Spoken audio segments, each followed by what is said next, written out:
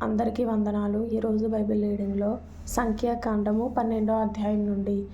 మోషే కూషు దేశపు స్త్రీని పెండ్లి చేసుకొని ఉండెను గనుక అతడు పెండ్లి చేసుకొనిన ఆ స్త్రీని బట్టి మిరియాము అహరోనులు అతనికి విరోధముగా మాటలాడిరి. వారు మోషే చేత మాత్రమే యెహోవా పలికించెనా, ఆయన మా చేతను పలికింపలేదా అని చెప్పుకొనగా యెహోవా ఆ మాట వినెను. మోషే భూమి మీదనున్న వారందరిలో మిక్కిలి సాత్వికుడు. యెహోవా మీరు ముగ్గురు ప్రత్యక్షపు గుడారమునకు రండని హఠాత్తుగా మోషే అహరోను మిరియాములకు ఆజ్ఞనిచ్చెను. ఆ ముగ్గురు రాగా యెహోవా మేఘస్తంభములో దిగి ప్రత్యక్షపు గుడారం యొక్క ద్వారమునొద్ద నిలిచి అహరోను మిరియాములను పిలిచెను. వారిద్దరూ రాగా ఆయన నా మాటలు వినుడి, మీలో ప్రవక్త యుండిన యెడల యెహోవానగు నేను దర్శనమిచ్చి అతడు నన్ను తెలుసుకొనున్నట్లు కలలో అతనితో మాట్లాడుదును. నా సేవకుడైన మోషే అట్టివాడు కాడు. అతడు నా ఇల్లంతటిలో నమ్మకమైనవాడు. నేను గూఢ భావములతో కాదు, దర్శనమిచ్చి ముఖాముఖిగా అతనితో మాట్లాడుదును. అతడు యెహోవా స్వరూపమును నిదానించి చూచును. కాబట్టి నా సేవకుడైన మోషేకు విరోధముగా మాట్లాడుటకు మీరెలా భయపడలేదనెను. యెహోవా కోపము వారి మీద రగులుకొనగా ఆయన వెళ్ళిపోయెను. మేఘమును ఆ ప్రత్యక్షపు గుడారము మీద నుండి ఎత్తబడెను. అప్పుడు మిరియాము హిమము వంటి తెల్లని కుష్టుగలదాయెను. అహరోను మిరియాము వైపు చూచినప్పుడు ఆమె కుష్టుగలదిగా కనబడెను. అహరోను, అయ్యో నా ప్రభువా, మేము అవివేకులము, పాపులమైన మేము చేసిన ఈ పాపమును మా మీద మోపవద్దు. తన తల్లి గర్భములో నుండి పుట్టినప్పటికే సగము మాంసము క్షీణించిన శిశు శవము వలె ఆమెను ఉండనీయకుమని మోషేతో చెప్పగా మోషే ఎలుగెత్తి, దేవా దయచేసి ఈమెను బాగు చేయమని యెహోవాకు మొరపెట్టెను. అప్పుడు యెహోవా మోషేతో, ఆమె తండ్రి ఆమె ముఖము మీద ఉమ్ము వేసిన ఎడల ఆమె 7 దినములు సిగ్గుపడును గదా. ఆమె పాలెము వెలుపల 7 దినములు ప్రత్యేకముగా ఉండవలెను. తరువాత ఆమెను చేర్చుకొనవలెను. కాబట్టి మిరియాము 7 దినములు పాలెము వెలుపలనే గడిపెను. మిరియాము మరల చేర్చబడు వరకు జనులు ముందుకు సాగరైరి. తరువాత జనులు హజరోతు నుండి సాగి పారాను అరణ్యములో దిగిరి. తరువాత సంఖ్యాకాండము 13వ అధ్యాయం నుండి. యెహోవా మోషేకు ఇలాగున సెలవిచ్చెను, నేను ఇశ్రాయేలీయులకు ఇచ్చుచున్న కనాను దేశమును సంచరించి చూచుటకు నీవు మనుషులను పంపుము.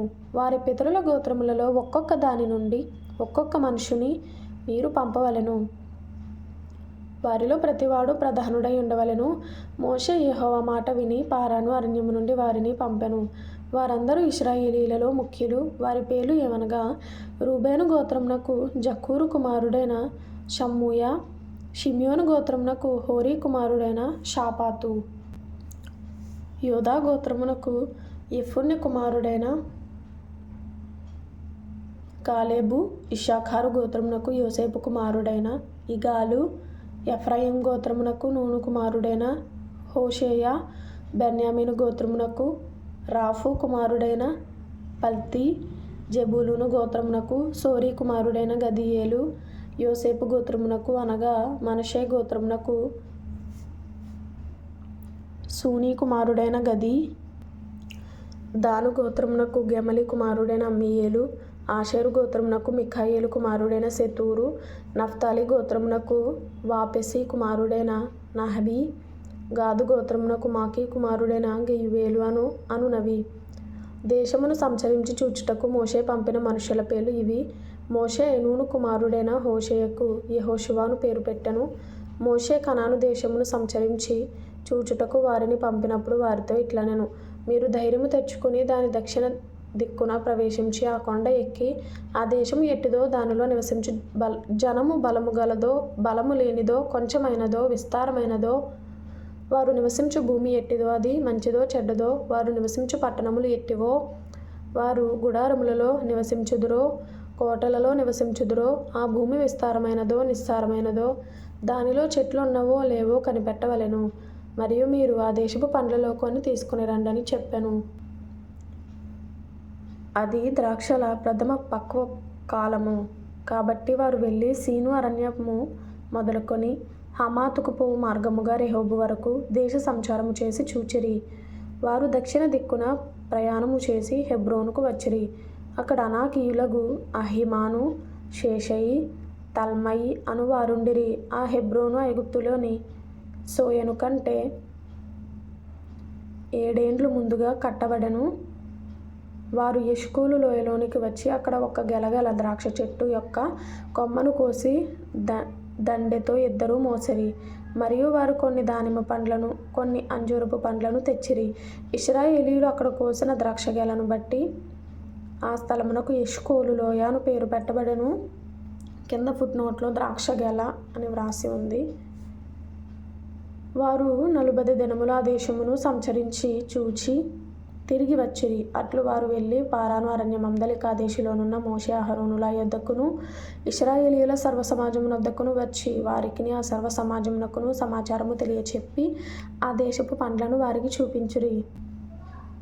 వారు అతనికి తెలియపరిచినదేమనగా, నీవు మమ్మును పంపిన దేశమునకు వెళితిమి. అది పాలు తేనెలు ప్రవహించు దేశమే. దాని పండ్లు ఇవి. అయితే ఆ దేశములో నివసించు జనులు బలవంతులు. వారి పట్టణములు ప్రాకారము గలవి, అవి మిక్కిలి గొప్పవి. మరియు అక్కడ అనాకీయులను చూచితిమి. అమాలేకీయులు దక్షిణ దేశములో నివసించుచున్నారు. హిత్తీయులు, యెబూసీయులు, అమోరీయులు కొండ దేశములో నివసించుచున్నారు. కనానీయులు సముద్రమునొద్దను యొర్దాను నదీ ప్రాంతములలోనూ నివసించుచున్నారని చెప్పిరి. కాలేబు మోషే ఎదుట జనులను నిమ్మలపరిచి, మనము నిశ్చయముగా వెలుదుము, దాని స్వాధీనపరచుకొందుము, దాని జయించుటకు మన శక్తి చాలుననెను. అయితే అతనితో కూడా పోయిన మనుష్యులు, ఆ జనులు మనకంటే బలవంతులు, మనము వారి మీదికి పోజాలమనిరి. మరియు వారు తాము సంచరించి చూచిన దేశమును గూర్చి ఇశ్రాయేలీయులతో చెడ్డ సమాచారము చెప్పి, మేము సంచరించి చూచిన దేశము తన నివాసులను భక్షించు దేశము. దారిలో మాకు కనబడిన జనులందరూ ఉన్నత దేహులు. అక్కడ నెఫీలీయుల సంబంధులైన అనాకు వంశపు నెఫీలీయులను చూచితిమి. మా దృష్టికి మేము మిడతల వలె ఉంటిమి, వారి దృష్టికిని అట్లే ఉంటిమనిరి. సంఖ్యాకాండము 12వ అధ్యాయము 3వ వచనంలో ఇంపార్టెంట్ అయిన మాట, యెహోవా ఆ మాట వినెను. మోషే భూమి మీదనున్న వారందరిలో మిక్కిలి సాత్వికుడు. యెహోవా ఆ మాట వినెను అంటే ఏంటి? ఆ మాట మోషే అక్క మోషే మీద సనిగినప్పుడు ఆ మాటలు దేవుడు విన్నాడు. ఆ మాట విన్నాడు దేవుడు. అయితే దేవుని నమ్మిన బిడ్డల మీద సనుగులు,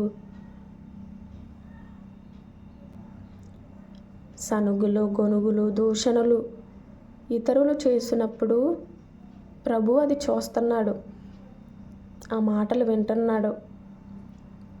అలాంటి వారికి ఏం జరుగుతుందో అనేది సంఖ్యాకాండము 12వ అధ్యాయంలో ఉంది. ఎలాంటి పరిస్థితి కలుగుతుంది అని. మోషే మాత్రం మిక్కిలి సాత్వికుడు అని బైబిల్లో రాసింది.